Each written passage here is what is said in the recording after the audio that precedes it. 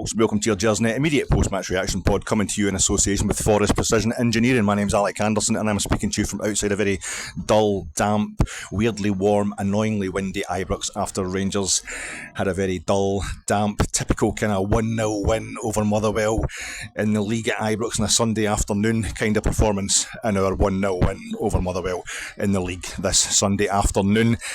The battle for third place is secure.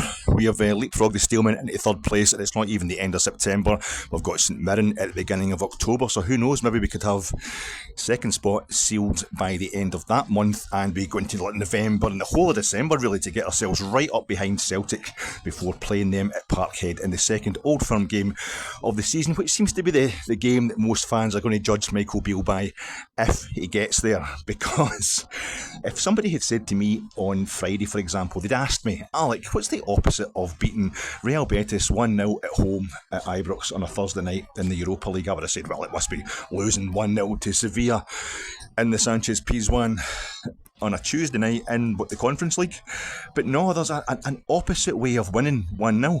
Rangers went out there on Thursday and we had the formation okay, and the players were a bit tentative to begin with, but they played themselves into the game.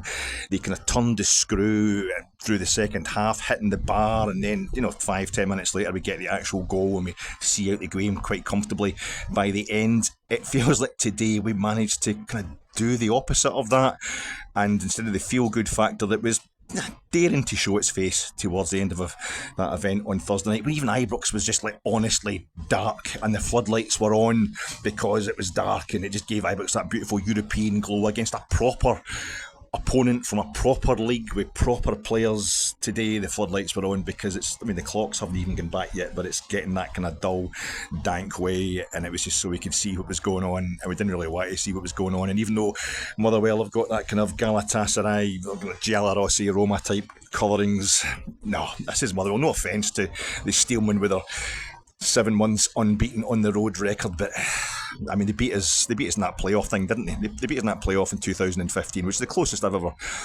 felt to Rangers getting actually relegated rather than demoted, as happened in 2012. The closest it's ever happened to us, I think, in our life, getting an experience of actual relegation. But in the top flight against Motherwell, they haven't beaten us for over 20 years, and nobody at Rangers was really taking this unbeaten run they've got away from home seriously.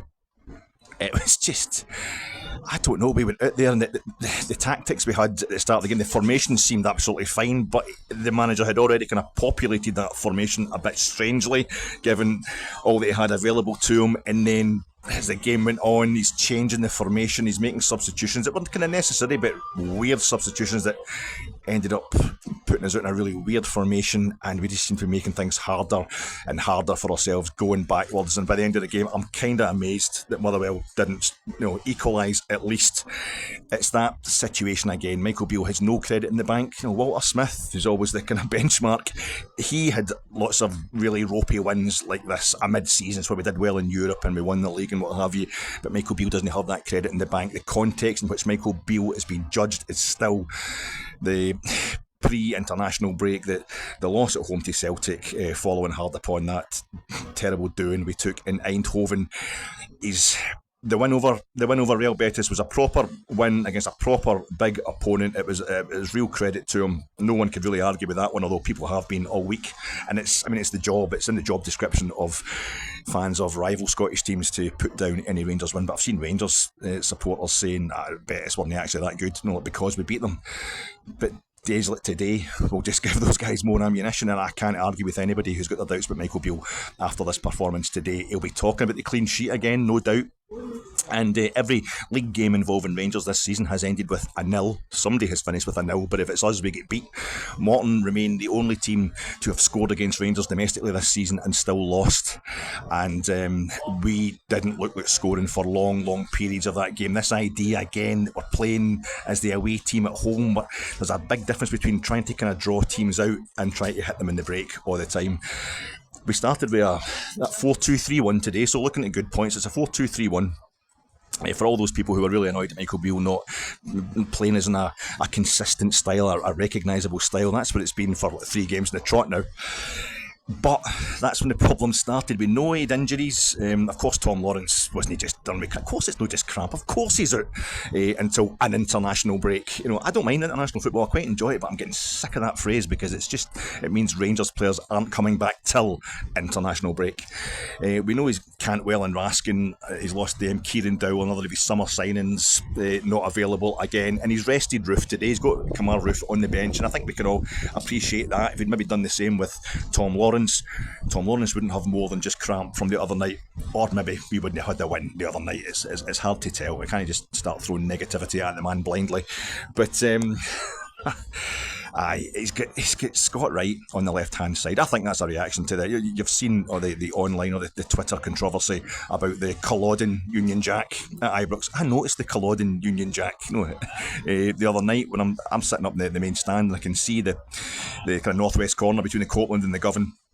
And there's the wee flag down the Union Jack with Culloden on it. And obviously, you just like any sane, normal person, you think that's folk for Culloden who support Rangers because Culloden is an actual place. But no, some kind of banger on Twitter during the week, probably as a wind-up. One of these guys who wants Scotland to turn into the kind of the Bogside in Londonderry in 1968 or something like that is talking about how it's the celebration of the Scots losing at Culloden, the Jacobites losing at Culloden. There's a lot of Scots don't really think that was Scots losing at Culloden, but anyway, it's not a place for subtlety. And I remember looking at it thinking, oh God, that's the last thing I need to be reminded of as a massively depressing defeat every time I see a Rangers. I was going to put up something about how I felt really sorry for people who came from Culloden and would always have that associated with the place they lived while they're just trying to go on with supporting Rangers, but somebody decided to take it serious or make out it was a serious insult to the 45ers or whoever it was that had lost the battle at Culloden. And I thought today maybe he's getting Scott Wright into the team, so we've actually got a Scotsman in the team and nobody can accuse Michael Beale of being anti-Scottish by being manager of a football team. But he played Scott Wright on the left, tactical genius. There's like the mind games. It's called right, but he plays on the left, and you're thinking that's fine. We're playing this 4-2-3-1. He's put in Sam Lammers in place of Tom Lawrence, which is also probably in place of Todd Cantwell in the long run, and that's absolutely fine because Sam Lammers I think has got his moments. He certainly came on in a game the other night when he came on against Real Betis, but he's got Wright out on the left, but he's even got him out wide on the left. He's got him kind of tucked in.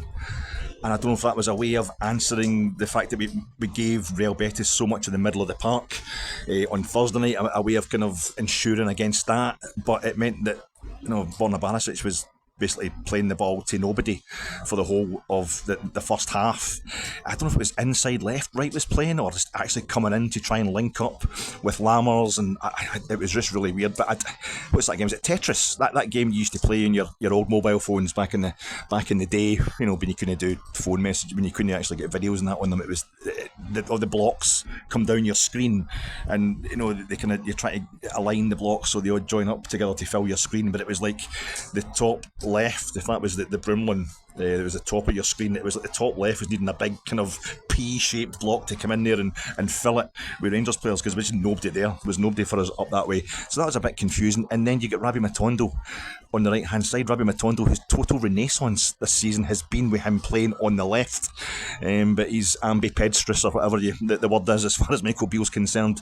And he's playing on the right hand side. And the whole defence is the same. And you've got Lundstrom and Cifuentes sitting again, and that's not exploiting Cifuentes' true skills, but he did a good enough job against a La Liga side on Thursday, so why not give that a go again? And John Lundstrom ended up doing the same thing he did on Thursday, starting off with a few woeful passes and putting us into trouble, looking a bit slack, and by the end of the game he's getting the man of the match award because he's the first guy to get back and cover when Motherwell managed to get up the park from one of our corners, because we've got 16 defenders on the park but we seem to all have them in the Motherwell box. I don't know what's going on here, folks. It's that thing of just right down the line again. It's right down the middle when it comes to Michael Beale. The mitigation is there because of the injuries, and also it shows up where we're getting the injuries in attack and in the middle of the park. That's retrospectively bigging up his summer transfer policy of just going for strikers and midfielders because we're going through them like nothing else on earth. But this wasn't good enough. It ends up Motherwell, the ball's coming back off the post straight into Jack Butland's arms. Jack Butland is saving us again. I think I've been keen to point out I didn't complete the point I was making the other night in the reaction video after the Betis game, where I was talking about how Jack Butland always has a flap. He has one flap per game, and it's usually kind of between the 84th and 87th minute or something like that. What I was meaning was it's like the beauty spot in his otherwise gorgeous performance. He just does. That's why we've got him. We've only got Kamara Roof because he gets injured all the time, but he's brilliant. Same thing. Jack Butland makes that one flap every game, and we always get away with it. We always get away with it. And the rest of the game, he's absolutely brilliant. I think he's a fantastic goalkeeper, and he's improved us at the back no end. I wouldn't want you thinking otherwise, but today I think his flap was not going for the back post thing and not getting there, but throwing it straight to Motherwell. But by that point, I was watching through my fingers. I might be wrong there. I think he threw it straight to Motherwell at the end of this game, where we just couldn't get out of our own box. We couldn't get the ball over the halfway line. It was just encouraging wave after wave of Motherwell attacks. I know that's 5 players unchanged from Thursday night. They're going to be tired, but my God, we've still got enough in the tank to be dealing with Motherwell. And when Motherwell are coming at us all out, we should be catching them in the break if we're setting up in this kind of hit teams in the break formation. But of course, that formation changed when half an hour into the game, it was early on in the game, Rabbi Matondo turned and ran straight into a Motherwell defender, a big Heffalump. I've just seen him limping past me there, coming out the back of the Copeland, just where the old shop was. It's going to be this new G51 bar. He was getting the escort coming out the back and limping away into his car. The stewards are saying, he's no signing autographs, folks, as all the wee wens were running towards him. But he was being very nice, very gracious, Rabbi, and I was just a bit worried about the fact he wasn't on crutches or even in a wee wheelchair or something. Just he's walking along the flaggings, the flagstones. But anyway, what do I know? He went into a Motherwell defender. I thought it could have been a booking actually for the Motherwell defender, but the referee just decided that he just ran into him. I don't know if it's associated with that, but he went down after about 20 odd minutes getting treatment and comes back on the park over on the far side from me, over on that right wing, and then eventually he comes off, and I'm thinking, right, it's Abdallah Sima, who's been doing okay. Definitely did well when he came on against St Johnstone the other week and wasn't terrible in either of our last 2 home European games. He's warming up in front of us. All the subs are warming up, but he's warming up right in front of us, so Sima's there. He's on the play, he's ready to go. He's obviously going to come on. He's actually more suited to playing the right hand side, and that's what he's used to doing. And you see John Souttar's number coming up, and there's big John Souttar standing there, and it's like, okay, I mean, we know that Souttar, he's maybe getting a few criticisms this season because he's playing out of position. He's playing left-sided centre-half, but to bring him on right-sided centre-half as part of a 3 when we've got Sima sitting there just seems... It's given rise to that suspicion again that Michael Beale overcooks it, that he actually ends up stymieing his own players with overthinking things, and perhaps not. Maybe he'd seen something else going on in the game, and as I've said in previous reaction pods, maybe he saw something in the opening kind of 35 minutes, whatever, before Matondo went off that made him think, no, we're going to go to a back 3 here, or the 3 centre-halves anyway. And I definitely think, as I've been saying in previous pods, that Michael Beale's consistency, what he's going to do is be completely inconsistent in his formations, because he's always going to react to the opposition. So if a game's actually started, it's actually underway, there is no way Michael Beale is going to ignore anything he's seen from Motherwell, and he's got a chance to make a substitution. He just can't help himself. He's just going to make a big change, and by this point we're already 1-0 up. Cyril Dessers, for once, was quick enough to get to the ball rather than just being quick enough to get himself offside. I'm starting to have my suspicions about Dessers because he's had the time now. He's had an international break as well to let the fitness, the match fitness that should have got into his legs in the early part of the season augment itself, and he doesn't seem to be any faster except when it comes to running offside. He's doing it all the time. There's a moment today where he shouldn't even have touched the ball and just let somebody else go, but he was obviously offside, and away he went. I've not seen the sports scene pictures or whatever. Maybe that incident in the second half where he gets brought down with the goalkeeper, it was wrong, but for once they actually showed you the VAR decision up on the screen today, so he was offside when he went through there, and the goalie brought him down, so it wasn't a penalty to Rangers. I mean, could really have done it by that point, because I say Dessers in the first half, he gets the goal, it was up the other side for me guys, up the other end of the park, so I've not got a clear view of it. They've always got moved about quite well. It's one of those rare moments of sustained pressure, and it's the first goal we've scored for about a month or something that hasn't been from either a set piece or us breaking up the park. It was we had the ball round about the edge of the Motherwell box, And Dessers as a shot, it looked like it took a touch off somebody, and it went past the goalie, and that was fine. We're 1-0 up quite early on, but we did not build on that, and it was the opposite. We went to this three at the back, and it initially looked like a 3-4-2-1 with Scott Wright then moving up and supporting Lammers as a 2 behind Dessers. But of course, you've got the two fullbacks can drop back and make it a 5 at the back, and in the second half it was more that we just did a 2 up front with, I think, Lammers and Dessers are supposed to be playing together as a 2, and we've got the 3 centre halves on the park, and it wasn't working. There was moments where Cifuentes and Lammers seemed to be kind of linking up and getting a bit better together and getting a bit of space worked down the right hand side, and you're thinking, yeah, okay, maybe it's just I just need to give the man time. Maybe Michael Beale doesn't know what he's doing long term, and I should give him more patience. But that whole second half, Motherwell were just constantly being let into our box, and considering we've actually got 5 defenders by that point in time, the way they were getting behind us, the way they were just getting around the side of us every time was absolutely terrifying. It was a weird combination of being slightly scared and also watching paint dry. I don't know about you on a Sunday, folks, but I mean, it's a price I'm willing to pay to be in the Europa League. But all, you know, the club needs to be aiming to get in the Champions League, but I think there's an argument to be had this season about us rather being in the Europa League in terms of the doings we would take in the Champions League. But one of the prices you pay for being in the Europa League is that you're playing on a Sunday quite a lot, and on a Sunday I like to get bevied on a Saturday night, maybe have a sherry or something like that, and really, out my skull and sit and listen to a bit of Lena Martell, Alexander Brothers, that kind of thing. The Daniel O'Donnell starts coming on, I know it's time for me to go to my bed, but I'm getting a bit out of order. But I like to chill out and have a nice lazy Sunday, just kind of watch maybe a period drama or something like that, a bit of Sense and Sensibility, Pride and Prejudice, all that kind of stuff, and just worry about, Mr. Wickham, why is he ghosting me? Mr. Darcy, why is he being such a pain in the arse? Mr. Bingley, why is he such a bad actor? I know he's Helena Bonham Carter's brother and he looks good in Jodhpurs, but why the hell is he being allowed on screen? You can't even put a sentence together. But today it was a bit like that, because it was dull, but at the same time it was slightly tense. It was kind of, there wasn't enough happening for you to get excited about in a positive way, but there was enough for you to be getting a bit uptight about. And that was what is my hero, Mr. Beale, the Mr. Bromley man Beale. What was he up to today? I don't know. Are we not appreciating his genius, or is he just not got it? Is he overthinking everything?